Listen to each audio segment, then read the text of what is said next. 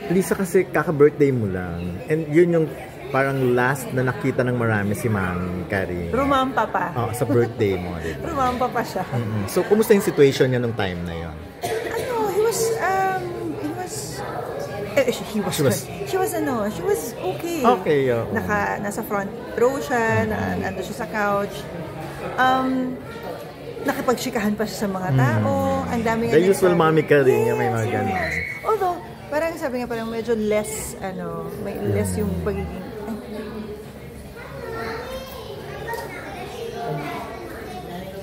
less yung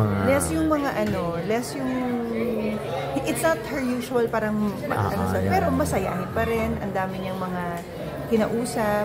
So, wala talagang naka-expect, kami lalo. Naka-expect kasi meron pa siyang ballroom supposed to be on the day that she passed.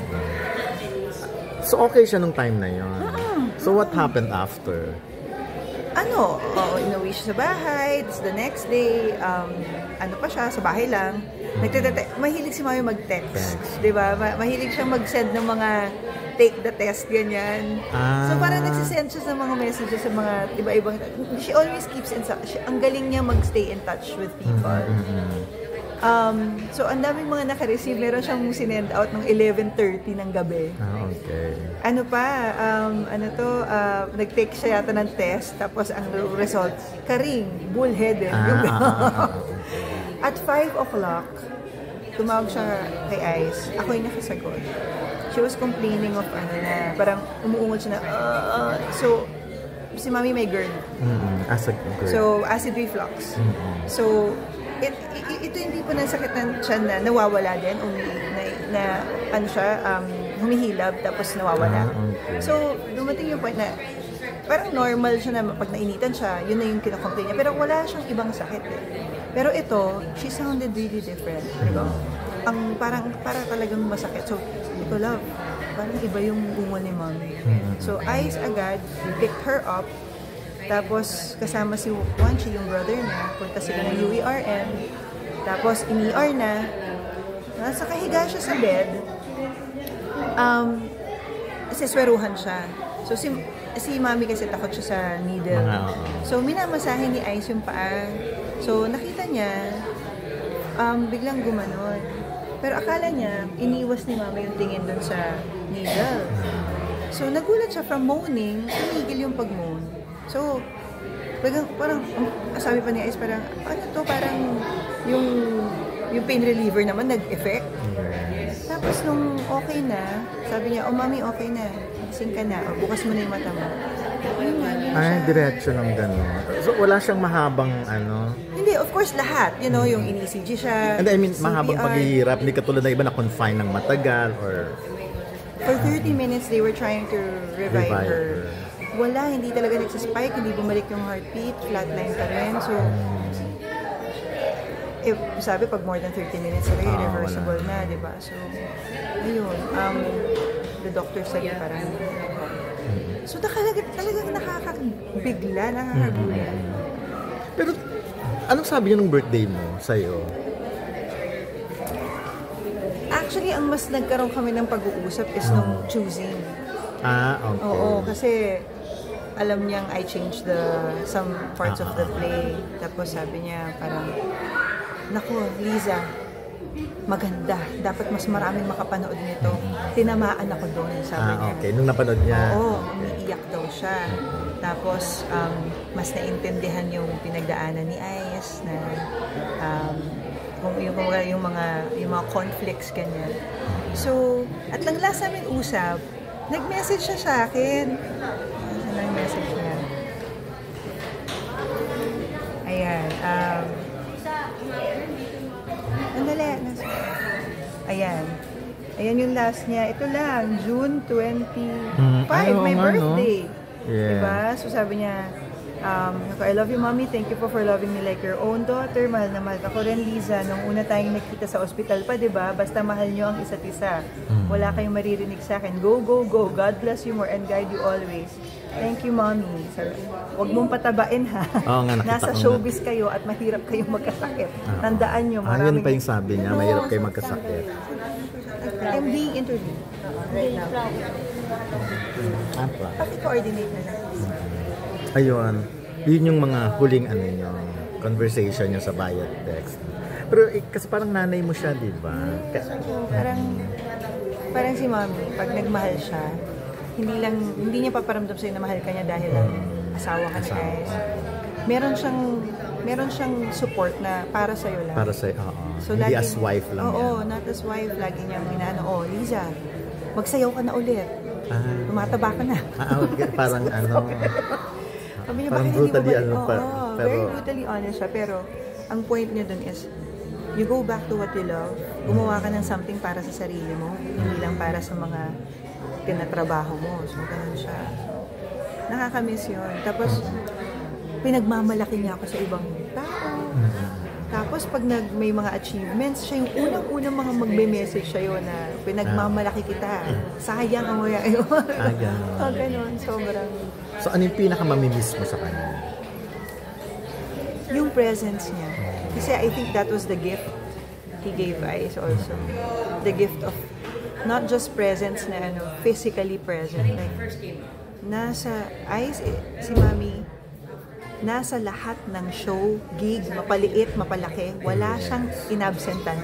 Siguro kung nasa kaya niyang mag-fly sa ibang bansa, nandun din yun. Pero ako nga minsan hindi ako nakakarating sa mga gigs ni Ice.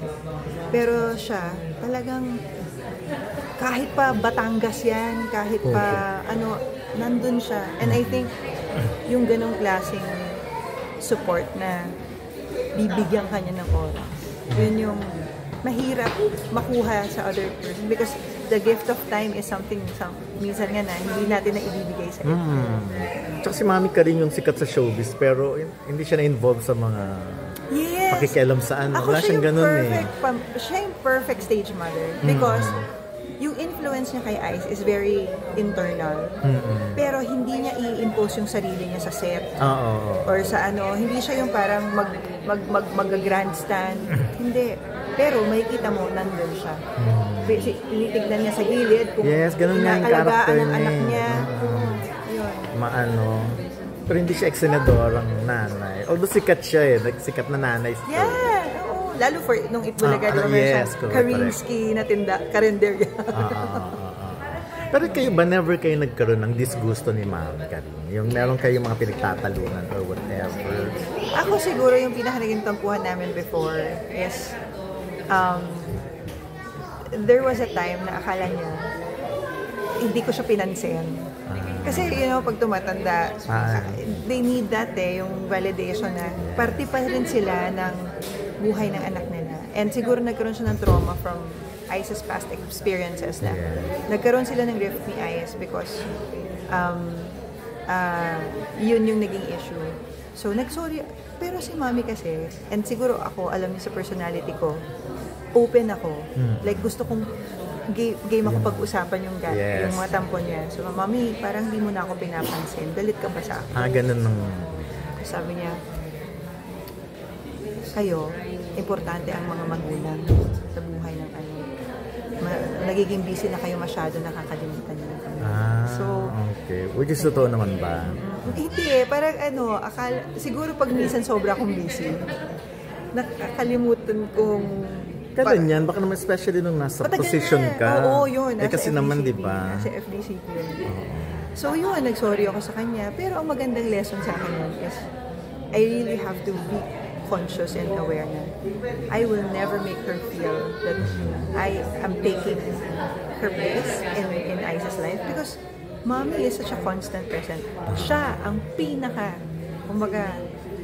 taong nandyan kay Ice simula pinanganak siya hanggang ngayon. So, hindi mare-replace ng kahit sinong babae yun. Not even me, not even our daughter.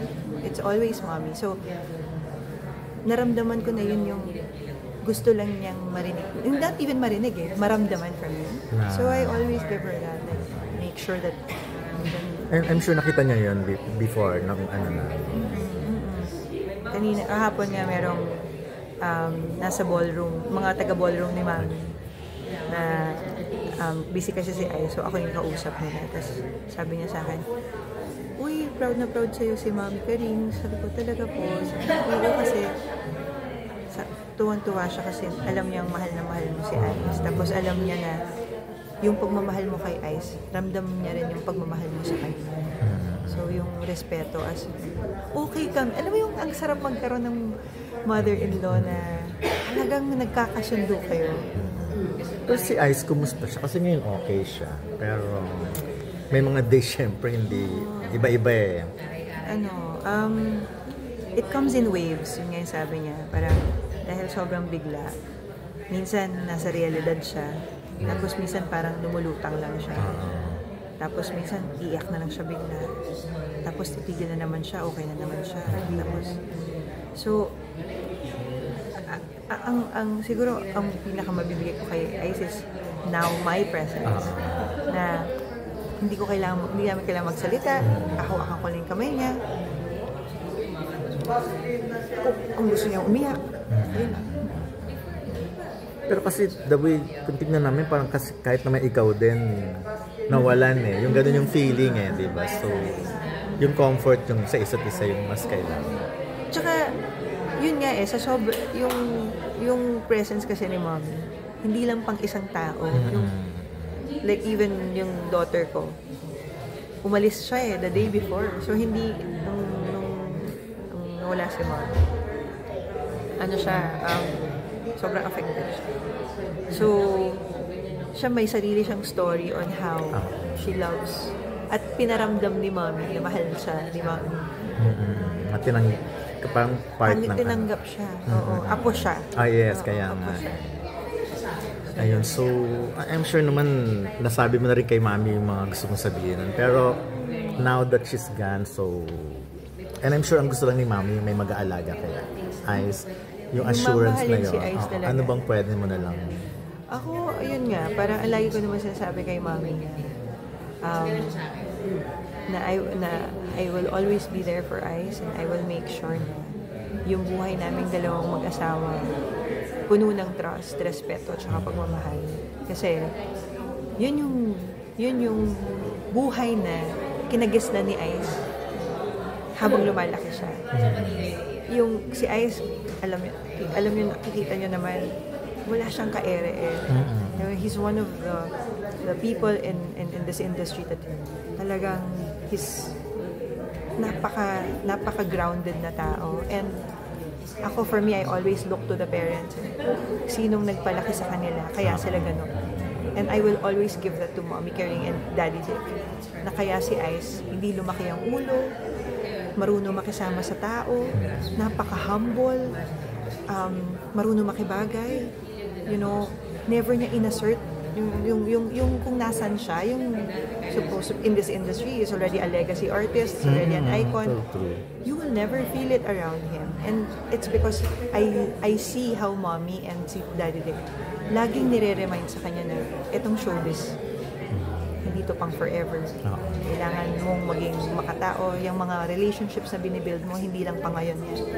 Sa bandang mag-meet pa sila. So, ayun, parang I will take after her as an example.